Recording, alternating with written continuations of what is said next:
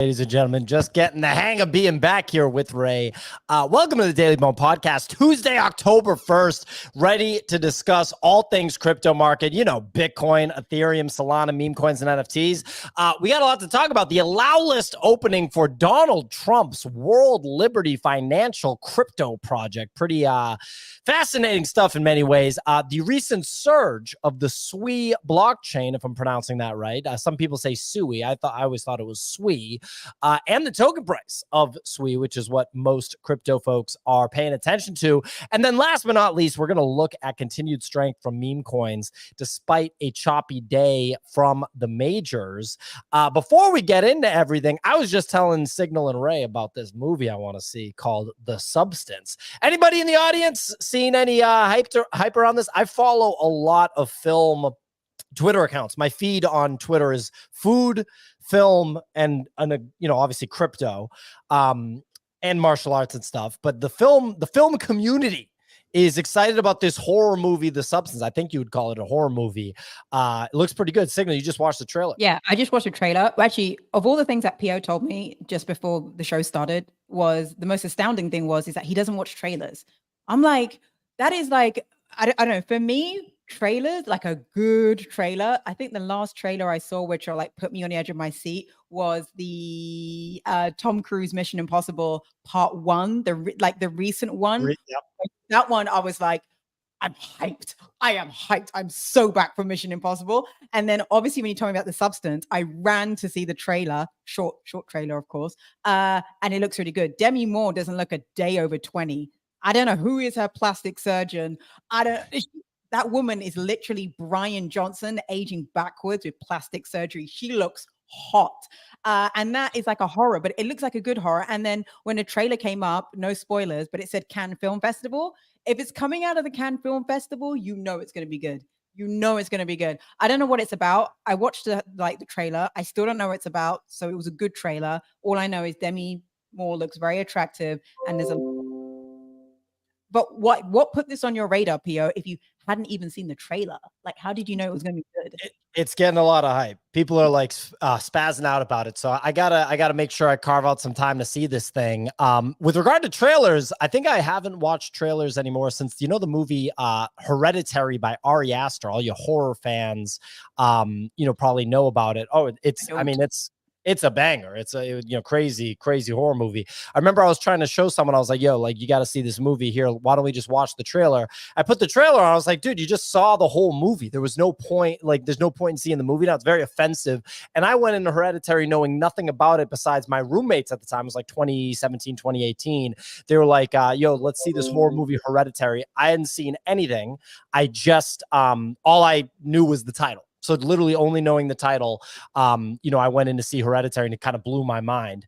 We got Easy coming through to the show as well. What up, big dog? How you doing? Oh, live from MOODENG. Yep, back from MOODENG. Saw the cute little water buffalo hippo. I fucking forgot about that. Yeah, how was that? Yeah, she was sleeping we stayed there for like an hour waiting for her to move. So we were just there. It was packed, dude. So it poured, like absolutely poured. On the drive there, it was about an hour. Dude, this zoo's in the middle of nowhere. Like the literal middle of nowhere. There's nothing around this damn place. Drove like an hour from where we're staying. Got there. It had rained basically the whole drive. I was like, oh man, hopefully this lets up and no one's there. And it's like dead. We get there. MOODENG spot is still swamped. I'm talking like you can barely move around. MOODENG sleeping the whole time. I had like videos of the mom like nudging her and like trying to wake her ass up to eat and stuff. But it was pretty sweet. Like it was cool to see. And then about 30 minutes before the zoo closed, the zookeeper pulls up, wakes up MOODENG. Everyone erupts, starts like playing with her, like riling her up. She starts eating. The place immediately swarms. Like I'm talking full blown swarms. It was pretty wild to see, but it was cool. Like it was cool to see what this viral thing that everyone's so excited about. MOODENG is as cute as the pictures online. I will say it's a pygmy hippo, so it doesn't grow as big as like the real like full size ones. They had the full size ones like next to it. Dude, hippos are much bigger than I ever thought. Like, I was uncomfortable with how large this hippo was. They also kill 3,000 people a year. Yeah, they're definitely aggressive ass animals. They have enormous teeth once they actually grow up. And yeah, often with animals, you can be surprised at just how fucking big they are. A lot of people don't know that pigs literally grow to be like 1,200, 1,500 pounds. Not exaggerating. People are going to like say I'm making it up. Imagine in your mind right now, just picture in your mind how big a 1,500 pound pig is in person. Like, just take a second and picture how big that is. Dude, easy. That's kind of fucked up that the zookeeper's like, all right, the zoo's going to close. This group of people, this throng of people is here to see this animal. Let me go wake this little thing up and mess with it a little bit, you know? It had been well, he didn't, I would say, like, I didn't feel as bad watching it. It seemed like they wanted her to just eat. Like, they like kind of just like woke him up and was like MOODENG, then just kind of like started waddling around and eating, and like got right into it. Like, immediately was like, okay, I'm gonna start chowing down. But yeah, it was, oh god, that's a hippo eating a crocodile. That's crazy. Dude, if you are a crocodile's predator, then you are a badass. Like, come on now. I think there's probably less than 10 predators of crocodiles. It's just probably hippos, like big cats, like lions and cheetahs hunt crocodiles. I don't know. Does a rhino even kill a crocodile? I don't even think so. No, I don't think so. But another thing about hippos as well, that people think that just because it's really big and kind of lardy, that it moves slow. They're one of the fastest water animals. Like, you know, I'm sure you've seen the videos of like the hippos coming after the boats in the water that are doing the water safaris. Those things, if you don't get your engine on, you're done. You're dead. Like, they can move so fast. But easy. Sorry, going back to MOODENG, I'm really interested to know, did you speak to the zookeeper about other animals and whether there's any sort of hype around any potential up and comers who may not be born, maybe just being born a couple of years old? And certainly tried. They don't speak much English, so that was the tough part. Yeah. Was, hey, any other things we should see? The response was that no English. I was like, okay, no problem. There's a lot of babies at the zoo, though. Baby flamingos, which we saw, some monkeys. The one thing that caught, okay, so there's just wild monkeys at the zoo, by the way. They're not animals in the zoo.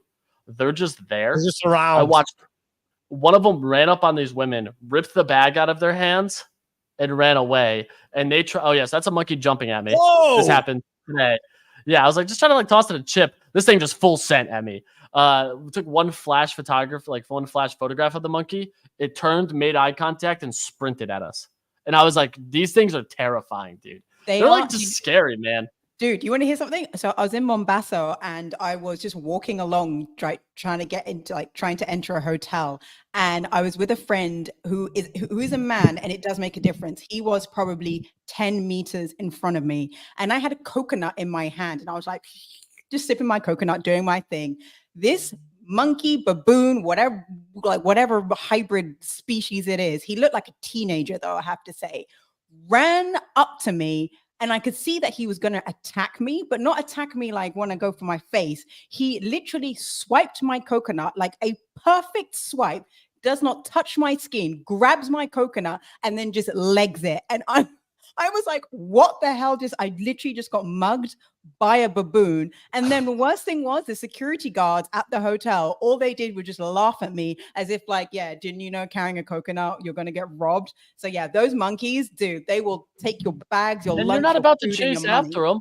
No, like the second you touch the damn thing, if it bites you, you're sick. Like, those things are not terribly healthy. You know, like, you will get some type of illness from getting bit by this thing. Well, yeah. And they got friends. They got loads of friends as well. Oh, who'll come for the food as the fight like just gets bigger and all your crisps fall to the floor. No, you don't mess with those little buggers. They're nasty. They're nasty little things. Yeah, the one time I was in Thailand, they told us the sharks won't bite you because there's like these little sharks that you can snorkel with, but the monkeys will bite you. And I saw like a bohemian looking girl, like a girl that's like really one with nature, get too close with the monkeys. She had like 2-3 monkeys crawling on her, and she was pretty satisfied with herself hanging out with the monkeys. But then, you know, the baby monkey got involved. The mother got scared. The girl got bit in the arm. So I watched her just get bit, and she acted like it wasn't a big deal. But it's like, yeah, you probably want to get that checked out before. Before we move on, easy, since you're in you were in a remote part of Thailand, I don't know if you still are, is the food just like bananas? Oh yeah, I mean, granted, it's definitely like you got to be cautious with some of it. That thing will rip through your stomach for sure. Certain food here, even the water. Let me be honest with you, it's nothing like Singapore. Granted, I thought Singapore had great food. Japan food was incredible. Yeah, I think Vietnamese food and food I had in Vietnam was better than Thailand personally. So far, yeah, I haven't eaten a ton here, but it's the first 2 days so far. It's been all right. It's in line, I would say. Hell yeah. Well, all right. Well, look, ladies and gentlemen, that's enough MOODENG chatter. Let's get into this show. Real quick, this show is brought to you in partnership with UNFK. You've seen some of the content that we've made with UNFK. It's definitely a fan favorite, one of the most successful partnerships that we've had thus far in terms of content. That is the Gary Gensler video with Nick on the New York City subway. This obviously is a very notable video at this point for us. A lot of people enjoyed this one. Yeah, I guess just diving in, easy. What should people know about UNFK? I know we're giving away up to $10,000 in SOL to top point earners on the UNFK platform. But what else we got going on with UNFK? Yeah, I mean, there's a ton of stuff. So it's this whole secret society and crypto game that's focused on pranking corporations. They ran a full campaign against Kellogg's where they were placing customized cereal boxes that just highlighted the chemicals in cereal boxes. Of course, they have this ongoing campaign right now against Gensler, just showcasing why Gensler is like very not ideal for the crypto world and even just retail investors in general, not even outside of crypto. And I think they're doing hands down the best job when it comes to that front.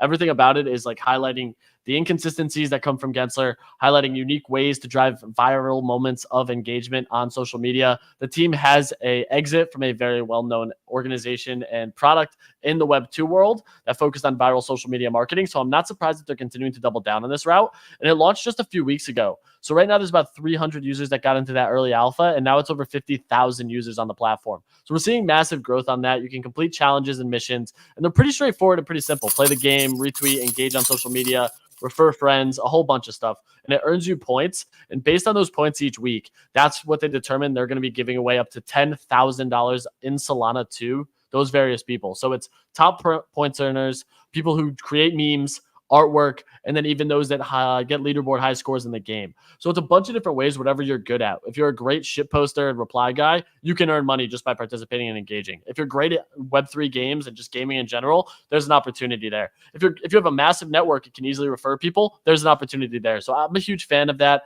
It covers every single aspect of who and what and where and why you want to actually become engaged and work with people.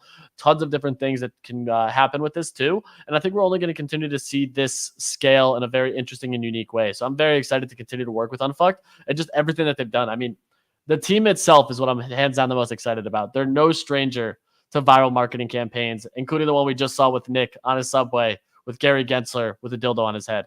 Not many times that you can actually say that sentence all in one singular cohesive words back to back. But that's what we got. That's what we got. Yeah, we got more stuff coming with UNFK too that I think you guys will get a kick out of.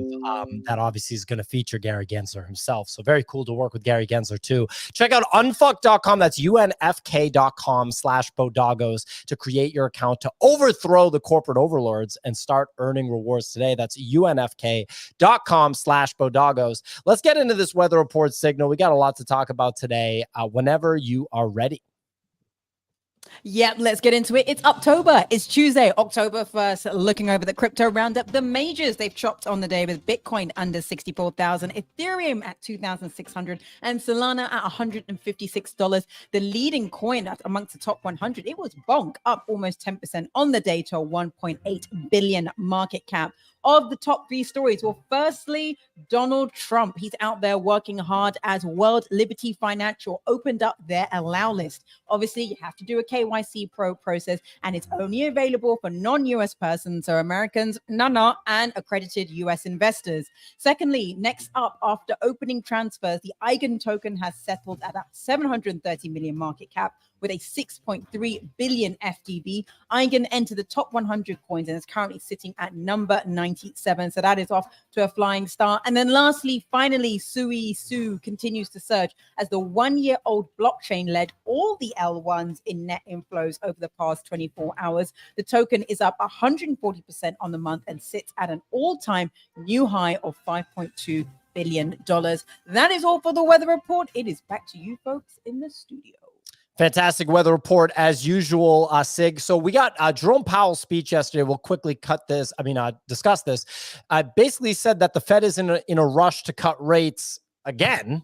I mean, we just had that announcement of the previous rate cut. The quote here, and keep in mind when you listen to Jerome Powell, you always have to really closely listen to the language he uses. It's such an odd system that we operate in, where you basically wait for this guy to have a speech, and you have to read into the cryptic language that he has. He won't say anything directly. It is kind of odd, but he said if the economy performs as expected, that would mean 2 more rate cuts this year, a total of 50 basis points or more. So anyone that bet on less than 50 basis points from here is completely toast, because he directly said 50 basis points or more for the rest of the year. But we'll have to see how it goes. What's up, Sig? What's up? Wait. We were talking about the number of them yesterday, not how much he would cut. So I said 3, you said 4. I'm closer to 2, so I win. What's up, Easy? Okay, What's up? Whatever. I saw MOODENG. Very nice. You win. I'll give you that. Ray, what do you think of these PolyMarket odds, buddy? I would say one thing to note: they didn't move on this. So whatever the market thought beforehand, they still think now. I think that makes sense, because that's implying, right? Because if you look at this spread right here, we got 100 basis points. We just got 50 basis points, right? That was the cut that we just got. So 100 would be another 50. He said 50 or more. So there you go. 100 is a foregone conclusion. And then some people are feeling more dovish, if you will, and they're thinking 125. So there you go. Okay, cool. Interesting. So we can move on from this. We got meme coins continuing to run. Some meme coins like FWOG having a new all-time high of over 100 million. What's going on, Nick? Up 39% on the day. SPX hitting a new all-time high. MF on base up 86%. Nub up 68%. A lot of action in the meme coin space. MOODENG recovering to 220 million after a dip below 170. So there you go. Ray, you shared a video. You were the second person to share this video, Ray, from, I believe it's Solana Breakpoint. What compelled you to share that video? It was actually Token. Oh, from Token 2049. Yeah, Murad was the guy. If you haven't been following him, it's worth the follow. I don't mean to cut into Ray's thing here, but this guy has been a meme coin maxi with the most ludicrous price predictions I've ever seen in my entire life. He's calling for $550 and $150 billion evaluations on certain meme coins. Guy's nuts. I'm a fan. What meme coins is he most bullish on? So he has a whole spreadsheet that he releases. Yeah, we just talked about SPX hitting a new all-time high. He's been very big into SPX. Michi, Giga are kind of 3 of the meme coins he's looking at. He monitors a couple interesting metrics like decentralization of meme coins and like median holder, high median holder. That's his rank. list right there. Yeah. So he loves Michi and Popcat. So there's certain, to Ray's point, he looks for 3 different metrics. That's it. The Herfindahl-Hirschman index, which I have no idea what the hell it is, median holders, and then top 100 holders. He wants a high number of median holders, so how many there are. He wants the top 100 holders to be fairly diversified, so he says over, I think, 35% is what he looks for, and then whatever this HHI thing is. Interesting. Okay. Nick, is this guy going to make you a believer in meme coins? What a condescending question there. Do you not understand? Bro, I've been on meme coins before anybody on this show. Okay? All right. Let's not get ahead of ourselves here, but you do well on meme coins. I will say Nick is a sneaky little trader when it comes to meme coins. Do you still hold your FWOG? I do. I'm up big on that. Yeah. Don't sell it. I'm telling you with confidence, do not sell it. I have a massive bag. You change your position. I'm in Mother. I'm in FWOG. I like that. I've been, What's that, Ray? Are you still holding FWOG? I'm not, since I originally bought when you told me to, way down at the bottom, because I sold during this like annoying chop to rotate into that was Tron. So that was a very, very poor move. I bought some more though. We bought it live on the show the other day, and that's up almost 2x. I like that. I like that a lot. Yeah, Mother is back up. I'm up 210% on that. Remember Pups? Yeah, that's awful. So speaking of Pups, though, this is a big part of the meme coin cycle right now. Ansem tweeted about Pups, if you recall. I think it was during NFT NYC. He was in a bar with a bunch of other crypto people, tweeted about Pups, sent it God only knows how high. He just on record posted another meme coin on Solana, today, technically October 1st, early hours of the morning, called Geeko. The coin is about 7 months old. Pushed it to a new all-time high. It's a cat coin. The thing with this that's interesting to me, 5 months old. Okay, so this is a new all-time high on this. Sent it. This is pre-pump fund. So this is a 50 million fully diluted. God sent it. This thing went from 50 cents to $7. So like an absolute cook. 14x, I think, is if my math's correct on that. On top of this, though, it led to a bunch of older Solana meme coins to pump basically around the same time. Used Car ran up 50%. Stanley Cup ran up 70%. Nubcat up 70%. There was one or two more, but all these older coins that had cult communities, all God sent on the back of this Geeko push, because now the speculations that old coins that have been doing stuff are going to get a second resurgence. This is tough though, because Nub is still down, but like it had great candles on this last 2 days, last day.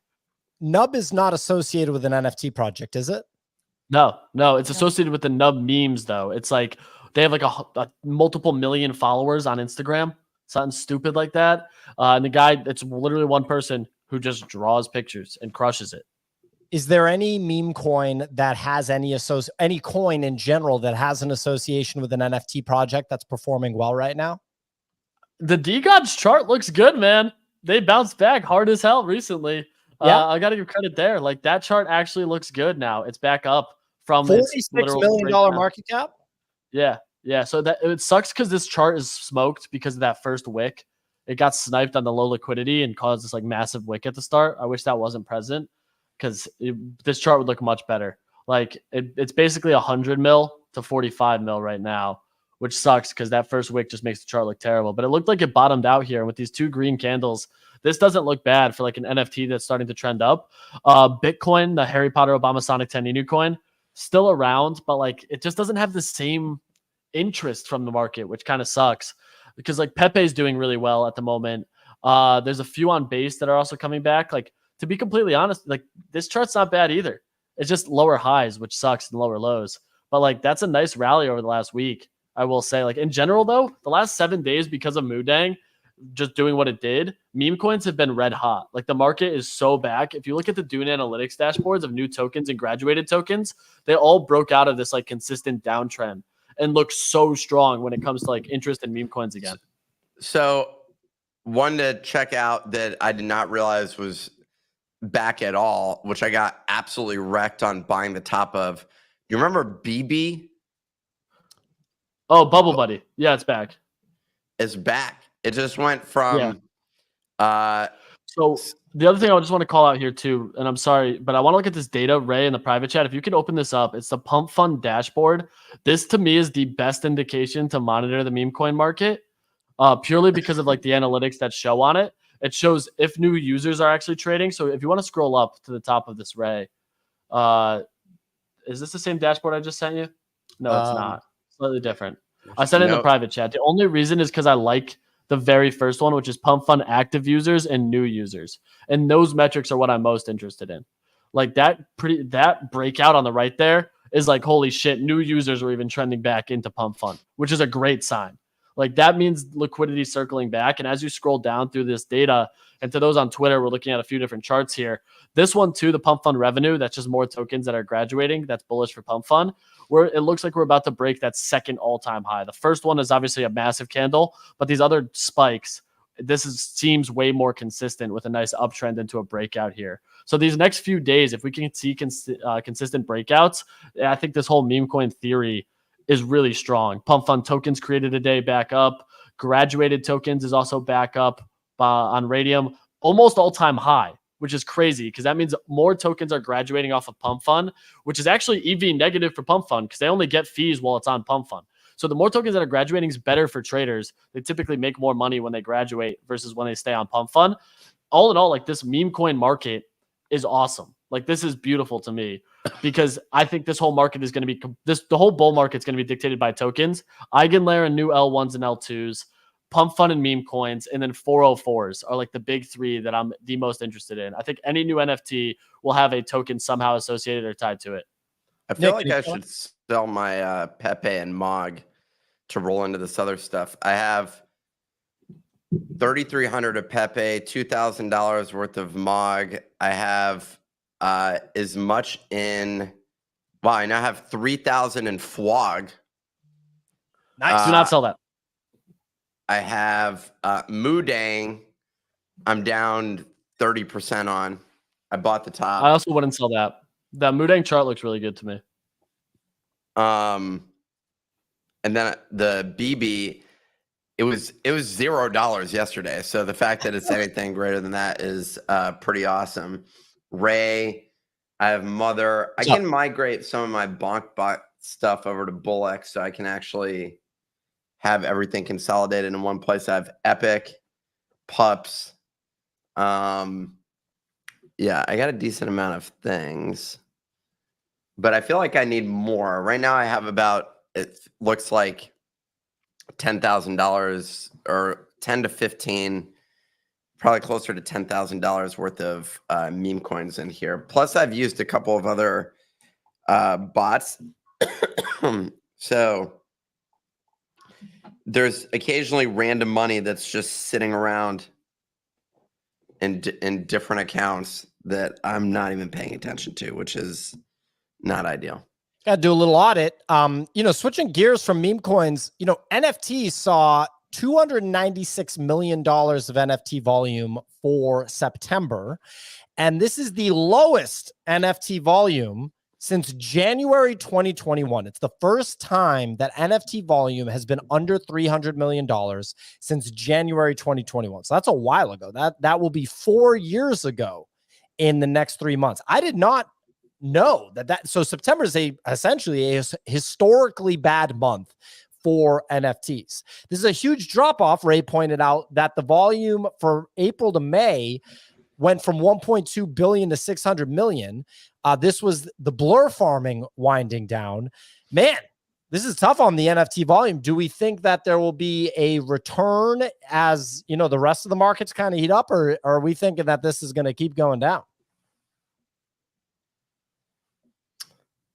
I'm going to say I don't know who you're asking on that. Yeah, sorry, Pierre. So I'm gonna jump in on this. I think tokens lead this last quarter of the year, but then I think NFTs come back early January, February. But I'm not gonna put all NFTs in the same bucket. It's quite clear at this point. There's 4 or 5 projects that are leading the pack, and that gap doesn't seem to be closing. They just keep investing the money. So you've got Doodles, you've got Azuki, you've got Pudgies.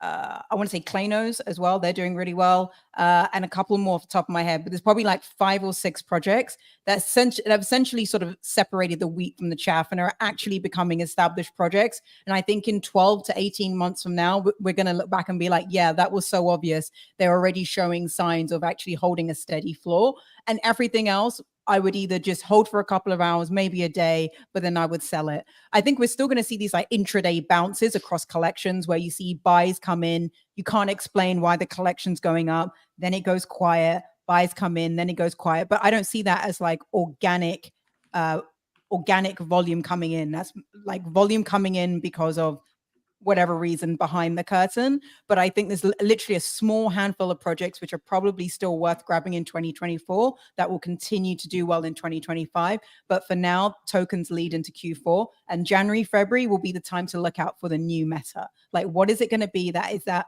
quarterly, what is the new thing that everybody's looking at that grabs attention for 3 months before we go into that sort of consolidation period going into Q2?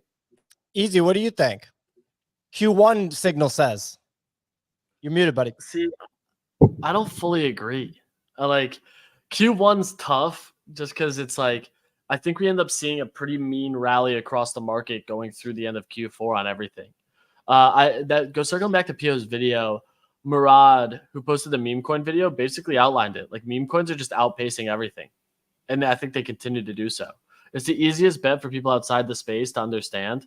I see MOODEng all over. I can buy this token that's a financial aspect of MOODEng in hopes that it continues to go viral. That's so much easier than understanding, I buy this NFT, I get access to this drop, I get access to this community, I get access to this, that, and the third, or I can use it in a game. How do I download the game? What machine do I need to use? Or I watch TikTok for 14 hours a day and see the same meme 12 hours of those 14, and I can now buy this meme. That's cool. I just think meme coins outpace for the entire cycle into 26. like pretty straightforward. And I think they outpace majors. Like I think meme coins, you find the ones that have a good narrative and have the continued virality, and you just hammer the bet on it continuously. Like, dude, if you just watched MOODENG's virality in the first couple of weeks and bought that stupid token, you'd be up 300x. Like, even buying at $1 million, you'd be up 100x buying at 3 million. Like, oh man, it drives me crazy because I sold at like 1.5. Yeah. Where do you bought the SNL skit? Where do 404s play into this? I think what DGods is doing is like the best way for it. If I actually liked, so if you look back, DGods is doing a very good like community engagement loop where they were going into like TikToks and creating viral content of them saying DGod mode and TikToks in the comments, and the person would say it and be like, "What's that?" And it created this like nice loop, and I like that style of push on it where I was like, "That's interesting." But I think newer 404s are more interesting to me. Where if the meme coin has an NFT, that's extremely interesting. I also just think tokens are more liquid. Like that's it. I just think betting on the token side of 404s. Yeah, like you can get on an exchange. Like MEXC's listed DGod. Like that's interesting to me. Versus trying to get an NFT collection, more liquidity. It's just way more interesting to me. I just think the 404 meta makes way more sense where you can swap back and forth, and the PFP becomes a flex for how much of the token you own. Well, the 404 gives you the true fractionalization of NFTs that I feel that we've always wanted, in the sense that like a lot of people would have bought exposure to CryptoPunks without, you know, having to spend $240,000 on a CryptoPunk, when at one point that was the floor. I mean, it's still, I think, you know, however much the floor is now, I think it's I have a friend who doesn't believe in NFTs or crypto, but understands what CryptoPunks are. He buys shares of CryptoPunks on this app, and it's a fractionalization of it. He buys like $15 a week or something like that, just because he thinks they will go up over a long enough timeline. He's been doing it for a year now, and he's just like, to him, that makes sense. He'll never buy a real one, but he thinks it's cool to just own shares of this one based on the liquidity of it. Yeah, so he's essentially investing in fine art is probably the way that he thinks about it. He's like, I'm investing in something that could be the next Picasso over the next X number of years. So, I mean, that makes sense. That was the original value prop of NFTs. And then, you know, essentially just crypto, you know, really strangled, you know, any kind of like rosy reality of that. I mean, Nick, any comment on this before we move on? 404s, NFTs, meme coins? I'm paying attention primarily to meme coins. I think that's where all the action is. Mears just said DGods aren't 404s though. Oh my God. It's the dumbest thing. Technically, no. They're not using the 404 standard. You are correct. It's a custom contract that creates fractionalization for it. Whatever you want to say. Sure, it's not exactly a 404 because they're not using the 404 standard. They're not 404s. They're not 404s right now. Let me just write that down real quickly. It's an important distinction though, because with true 404s, you're re-rolling rarity, and that takes into account. You're just basically depositing into a vault with the DGods, and that kind of has existed for a bit. Which I do more think like is a key. protocol. Well, now rarity is basically dead because you can just go and change your entire art. Well, you can't. You can just make art. You can't change your DGods art. You can just make art and use it. Got it. Well, it's more that Frank eliminated rarity in the collection, because everyone went from basically, you know, you had rarity to rarity going away, so everybody got the same amount of tokens. So I think like that was a deliberate decision. That anyway, whether it's a 404 or it's fractionalization, behind the curtain, no one really cares. It's just a question of like, does price go up either on my DGod or on a token? I know Mirza does. Like, we love Mirza, but it's all I'm not saying a is that most people don't really care though. Most people don't really care. It's 404. But to be honest, it is a good point though that Mirza brings up, in that how many good examples of 404s have we seen? Easy. Well, I know you're like Isn't it like super duper new? Easy's been talking about them for, I was saying, 9 months. Wouldn't you say? Yeah, he's been talking about them for like 9 months, but I haven't really seen that momentum on there in the way that I thought they would catch on. Why does he get all the credit? Because he comes on the show every day and talks about 404s. Roll it back. That's why he gets all the credit.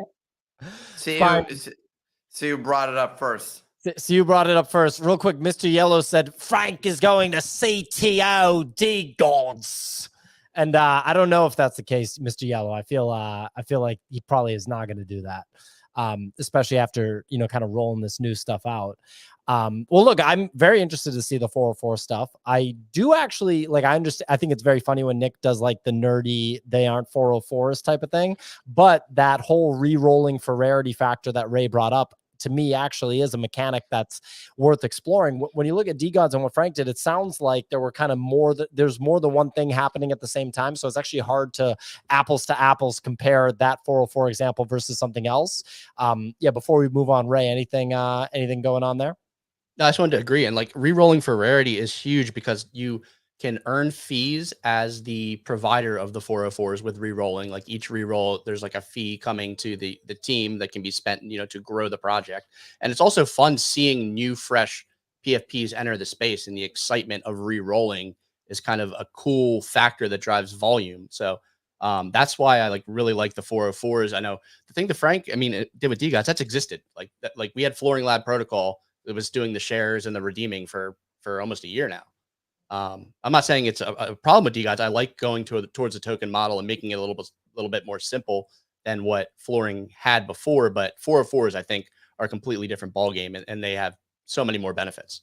Can you program in almost like a royalty on the reroll? So in other words, like, can the reroll be a revenue generating event for the project? Like if there's a traditional 404 of an NFT project and you do that reroll, when people reroll, could you do a microtransaction right there? Yeah, absolutely. So Mutant Mon, they had it basically like it's just like, as an example, say it cost 1,000 Mon token to re-roll, like a percentage of that would go to the liquidity providers and potentially the team. There's a tax. There's also a tax. tax. Yep. So the tax on the buys and sells of it as well on the token side. So you have re-rolls, which has a tax. You have buys and sells, which has a tax. It's basically a consistent generation of it. Look, hey, I'm all about any progression of NFT stuff. And you hear me talk about how long it takes for this stuff to happen. So very cool to see some of this stuff progress. Real quick, before we move on to the next segment, big shout out to our partners for today's show, UNFK. That's UNFK, the secret society and crypto game, pranking corrupt corporations. Got to hit the mute button, hit the cough button, buddy. You may have seen Nick's recent video. Nick, in the weeks after your UNFK video with Gary Gensler himself, how are you feeling about that production? How are you feeling about all things UNFK and Gary Gensler? I'm bullish on their approach to marketing. I think that, in all things Gary Gensler, deep thoughts on Gary Gensler at this moment in time. That's all you think about. Pretty much. That's all I've been thinking about ever since this video went live. There you go. Chris podcaster himself pointed out that Nick turns his mic up when he's going to cough. He makes sure that well, people are looking for that content. Very nice. Anyway, we're gonna every week UNFK is giving away up to $10,000 in SOL to the top point earners on the platform. That's meme lords that create artworks, top UNFK game players. You can earn points, towards that 10K weekly airdrop, by flinging dildos against corporate bankers in the UNFK game, or engaging with content on X and recruiting more UNFK agents. So the game is live now.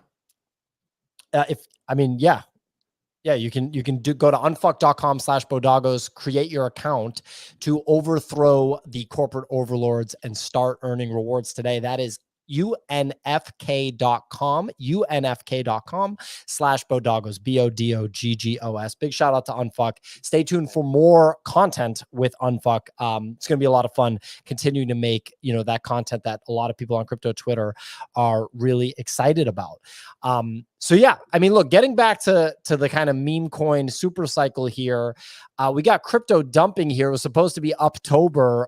In typical fashion, we see the little dump at the beginning of October. September, one of the strongest months for Bitcoin ever, by the way, on a percentage base, or one of the strongest Bitcoin Septembers ever this year. So very interesting stuff there. Nick, go ahead. We're still sideways summer right now. I just want to point that out. Everyone goes from it's just repeat over and over and over again. this chart that I have ranging between these two channels. We directly rejected off this. I don't know. I mean, how much max pain will it be if it goes back down to like, I don't know, 52K or something like that? What are people going to say then? They're going to be they're going to be struggling. They will be struggling. Speaking of Max Payne, Nick, I just shared my private in the private chat my wallet. I think you owe me 2 SOL from the range that Solana maintained over the entire month of August. In case you forgot, I had to bring that one back up. Yeah, just in case you were feeling. I gotta find the password to my wallet. I'm running into issues Oh with yeah, that. yeah. So what was that? Okay, What was yep, that? So you come on a show, you're like, I'm up on Mother, I'm up on Frog, I'm up on Mog, I'm up on Dog. Yeah, I got Gucci on. Oh, was look the at first me, one to everyone look at me. I'm so 404s. rich. My name's Choose Rich, and then he has to give out 3 SOL, 1 to me, 2 to Easy. All of a sudden, the guy's like, I think I forgot my wallet.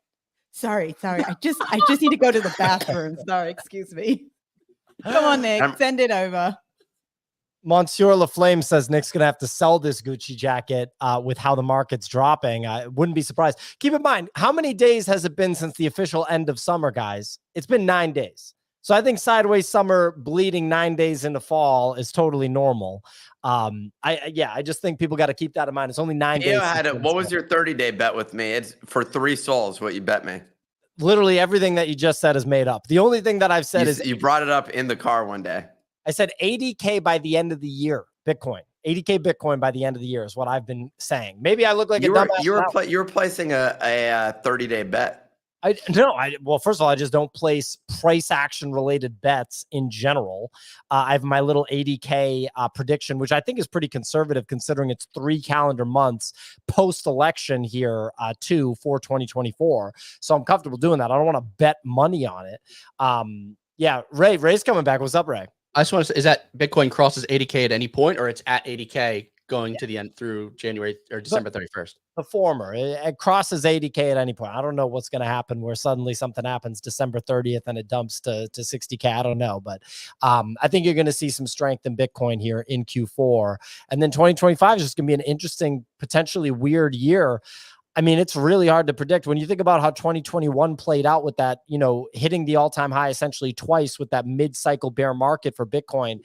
If you're trading this stuff, that's really hard to like kind of process and to figure out. It's a tough game to play without question. Then to drop back down to 16K after the FTX debacle is completely wild. 1 year after the all-time high, pretty wild stuff.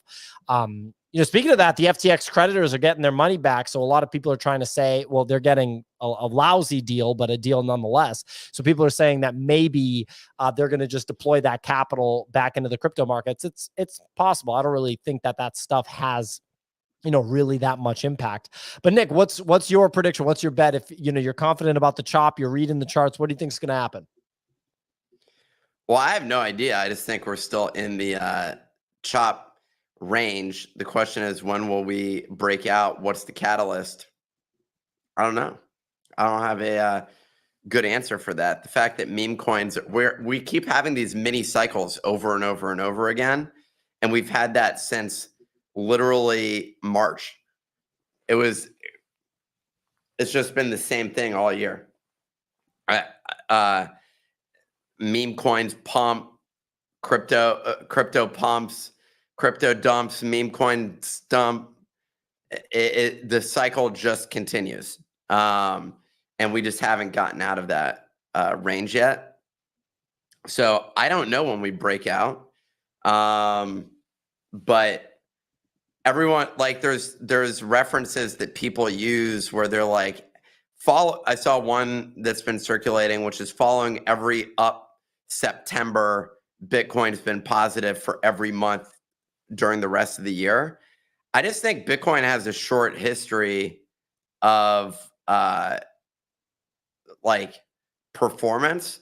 So it's difficult to actually give exact estimates for it. And I think if everyone's expecting one thing, it's going to do the opposite, which is Easy's bullish still. Look at this. See, I don't agree just for this year. If this was next year, I would agree with you. But the thing is, it's an election year with heavy rate cuts. And did you see what China just announced? China. is like, is it China? Is announced just billions of dollars of liquidity injection into their financial markets. Their stock market absolutely cooked. And I think we're going to see similar price action across the globe. Like, that's what I'm looking at here is like quantitative easing is coming back in an election cycle in the West with potential war on the horizon in the Middle East. War, as fucked up as it's going to sound, Bullish, baby. Bullish, dude. Like, it's fucked. I hate it, but it's just the sad reality of the market. And that's what I'm looking at here. And I'm like, everything is just shaping up to print over the next 3 months. And I think, like, I had said it maybe a month ago, maybe a month and a half ago, that I didn't think we had entered the bull market yet. Like, had been kind of back and forth on it. I don't think, like, I think we are just now entering it. Like, this election cycle is the start, and we will be in a bull market through all of 25, ending in 26. We just had our first rate cut of a multi-year rate cut. Exactly. And I think that is starting the bull market. Like, I think this is now where crypto really sends. I think meme coins are the absolute best bet. I think to Nick's point about which having, is why I'm most interested in meme coins. But yeah, you had mentioned you had 10K. I would hold 3 coins that you are bullish on and keep the rest liquid to basically buy the newest narrative for anywhere from 50 to 100% gains, rinse and repeat for the whole cycle. You don't bag hold memes. You use it to stack more Solana. You buy the hot narrative of that week, get in and out, keep profits, and continue to stack Solana. Like, fuck making the 10,000 X's that the 1 or 2 people on the timeline hit and everyone aspires to hit. Stack the 50 to 100% gains. Stack 30% gains over and over and over and watch your portfolio grow. And I think meme coins are the best avenue to do that in the quickest amount of time. Meme coins. I'm going to sell all my Bitcoin and buy, Now that's crazy. log. Oh, I do like that. Not gonna happen. Well, look, ladies and gentlemen, big shout out one more time to our partners over at UNFK. Check out unfuck.com. That's unfk.com/bodagos. We will see where the world of crypto meme coins takes us here in October, in Uptober, going into Q4 now of 2024. Show happens Monday through Friday, 9 a.m. Eastern time, each and every week. Available wherever you get your podcasts, Apple and Spotify podcasts, YouTube for the video stream, X platform video, Twitter Spaces, wherever you get your content, we are there. We'll be back tomorrow. We do the show Monday through Friday, like I said.